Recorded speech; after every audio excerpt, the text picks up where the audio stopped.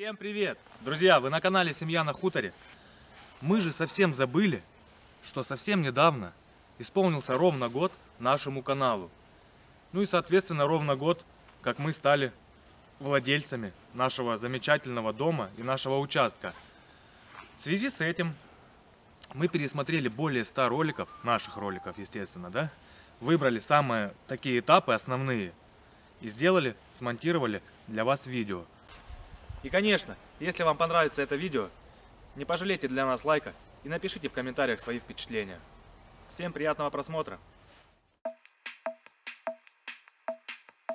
Когда мы купили дом, в одной из комнат были деревянные полы. Мы прекрасно понимали, что нам придется их засыпать и делать стяжку. Честно говоря, на тот момент мы думали, что это самая сложная работа, которая нам предстоит. Попутно с моим тестем мы решили сразу сделать фундамент под перегородку, чтобы разделить комнату на 2 спальни. Работа физически была довольно-таки затратна, но так как мной двигала цель быстрее закончить тяжелые работы, усталости я не чувствовал. После засыпки мы утеплили полы пеноплексом 5 и выполнили черновую стяжку. Между прочим, эта работа заняла у нас не больше недели, с учетом того, что мы работали не каждый день. После этого была чистовая стяжка. Когда мы закончили в спальнях, перешли в зал. В зале было проще, так как уже полы были залиты, хоть и неровно. По сути, мы их просто выровняли. И плюс слой был небольшой.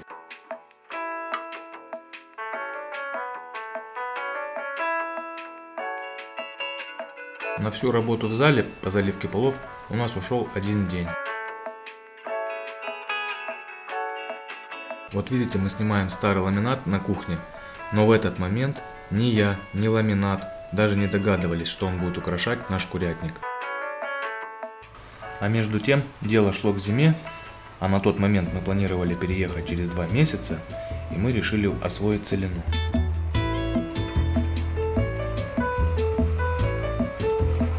Весной мы собирались сажать огород и думали, что уже будем жить в доме в это время.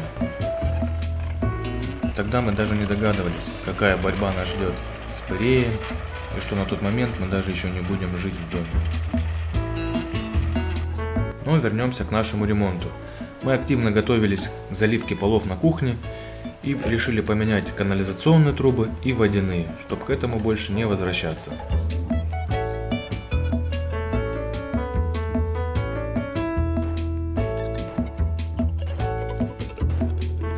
Только самые первые наши подписчики помнят, что раньше наш санузел был раздельным.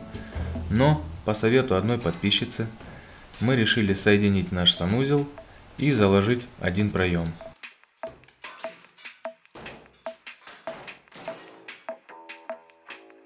Проем закладывал мой тесть Ксенофонт Васильевич. Кстати, перегородку в спальнях тоже клал он.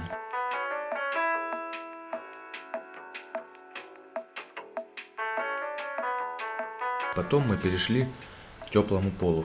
Много было перелопачено информации по их монтажу. Хотелось сделать все правильно, надежно, ну и, конечно же, недорого. Я консультировался не с одним специалистом. Мне было важно понять, потянет ли наш котел.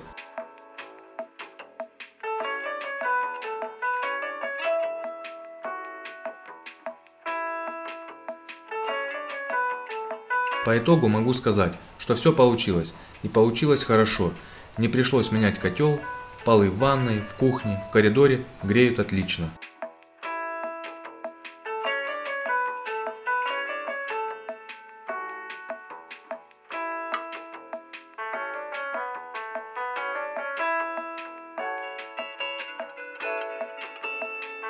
Кстати, участок наш ровно год назад выглядел вот так. Нельзя сказать, что его не узнать, но лично я вижу большую разницу. А вы? И это при том, что денежных вложений в него мы практически не делали. У меня такое ощущение складывается, что как будто бы он просто ожил. Мы очень торопились залить теплые полы, потому что нас подгоняли установщики окон. Дело шло к Новому году, все хотели закрыть хвосты, ну а мы были не против.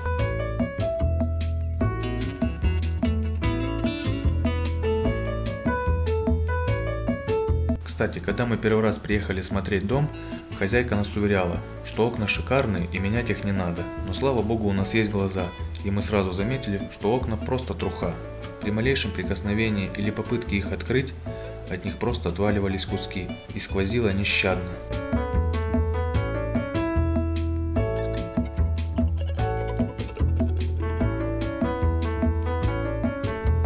Конечно же, мы решили их поменять и сделали это, между прочим, очень вовремя, потому что буквально через месяц цены взлетели в 2 раза. Сразу после Нового года я взялся за короба, которые будут закрывать наши трубы отопления. Нам же переезжать через месяц, думали мы, а до этого нужно штукатурить, шпаклевать, а короба должны быть уже готовы. Между прочим, занятие это несложное, оно мне даже нравилось, это как лего для взрослых, поэтому процесс шел быстро. Помимо каркасов под короба, я также сделал каркас под перегородку в нашей кладовке. Долго мы думали, решали. В общем, мы решили его спасти.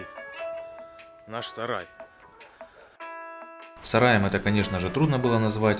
Какое-то непонятное сооружение из сгнивших досок, битого шифера, линолеума и с кучей ненужного хлама внутри. Сначала твердо мы решили подшаманить то, что есть. Но в процессе становилось понятно, что по факту его нужно строить заново. Было принято решение параллельно делать ремонт и строить сарай. Ремонтом занимался я, сараем занимался тесть, и мы были друг у друга на подхвате. Для начала нам предстояло избавиться от всего линолеума, но поверьте, эта задача была не из легких. Линолеум вывозили несколько раз, но до сих пор встречаются на нашем участке островки с его залежами. Линолеум. Здесь, везде. Просто, я не знаю, на фабрике, что ли, линолеумной работали. Взялись мы за сарай с огоньком, но в процессе поняли, что сарай делается, а ремонт стоит. И было принято решение немного заморозить сарай и заниматься ремонтом. Поменяли вот этот столб, поменяли тот столб. Вот такое основное. Зашили эти стены, стену эту зашили. К этому времени электрики закончили проводку, у нас появился свет, и я начал штукатурить и шпаклевать. Между прочим, этот этап у нас отнял больше всего времени и сил. Честно, даже вспоминать не хочется, но мы это сделали, и слава богу. Я штукатурил, Кристина подготавливала мне стены, каждый был занят своим делом. 2 месяца уже давным-давно прошли, но в дом мы еще так и не переехали. А окончанием ремонта даже и не пахло, а вот окончанием денег очень даже пахло. Временами, скажу честно, даже руки опускались, но спасала поддержка семьи и наших подписчиков. И конечно, когда я начал класть плитку, для меня это был глоток свежего воздуха. Новый этап, знак того, что работа не стоит, работа двигается. Плитку на кухне я положил на одном дыхании. Сразу после кухни я взялся за ремонт ванной. Нам казалось, что когда ванна будет готова, дом уже можно будет называть жилым. Ремонт в нашей ванной вызвал большой резонанс. Впервые мы столкнулись с хейтом. Но были и те, кому нравится наш ремонт, так же как и нам. От нашей ванной комнаты мы в восторге по сей день. Тем временем ремонт ванной был закончен, стены были пошпаклеваны, пришло время заниматься нашими коробами.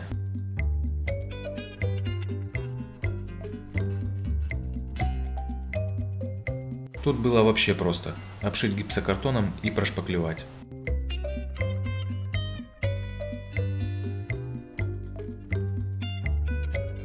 Пришло тепло, переезд был не за горами, и возобновились работы по сараю. По ходу дела мы все переиграли и решили расширить его в 1,5 раза. Сарай нам практически ничего не стоил, потому что строили мы его из подручного материала. Получилось, по-моему, неплохо. Все, сарай готов. Между строительными работами иногда находилось время и для огорода.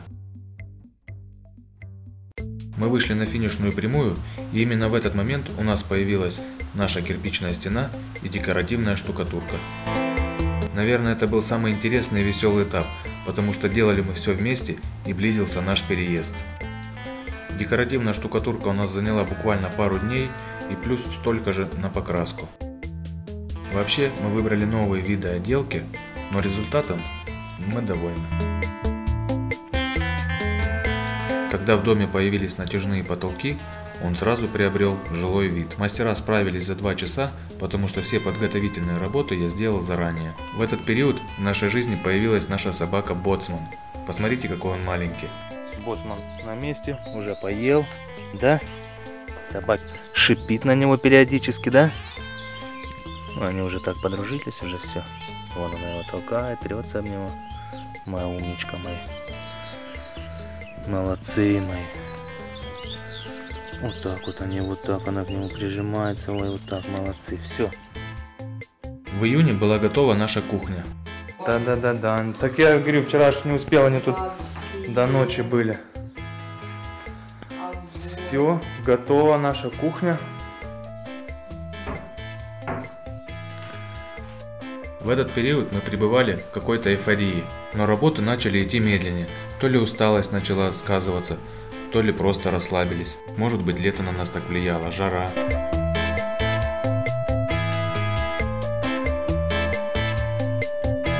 Прежде чем завозить бытовую технику, мебель, вещи, мы решили поменять дверь.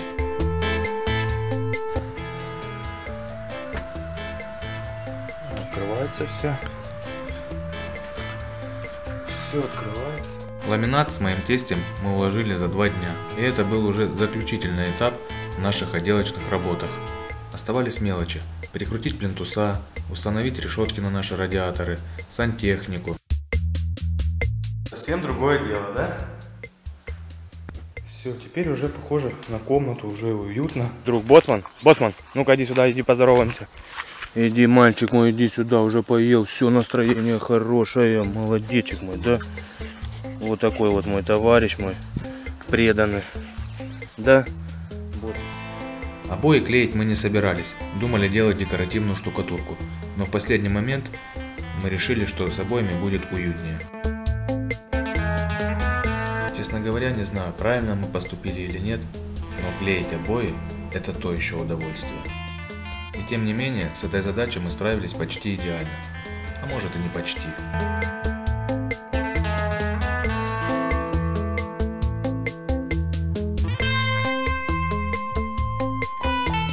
Я хорошо помню этот день, потому что экраны, которые я установил на наши короба, придали уюта больше, чем весь основной ремонт. Конечно, установка дверей поставила жирную точку в нашем ремонте. Вообще, в то время каждая мелочь приносила радость, и буквально на следующий день мы переехали. Уже вот они полмашины выгрузили. В этот день была самая приятная усталость за все время. В новый дом первой по традиции мы запустили кошку.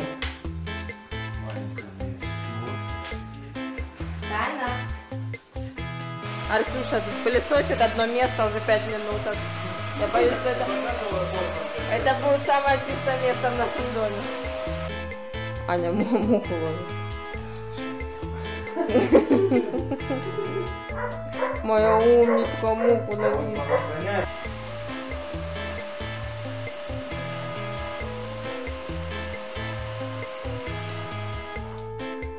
Несмотря на то, что в первые дни нашего переезда нам постоянно отключали свет, газ, были грозы, молнии били в соседский забор, наше впечатление оно не омрачило. Мы с новыми силами взялись за заготовки и за утепление сарая. В сарае я залил полы, утеплил стены и обшил их старым ламинатом из дома. Также мы утеплили крышу.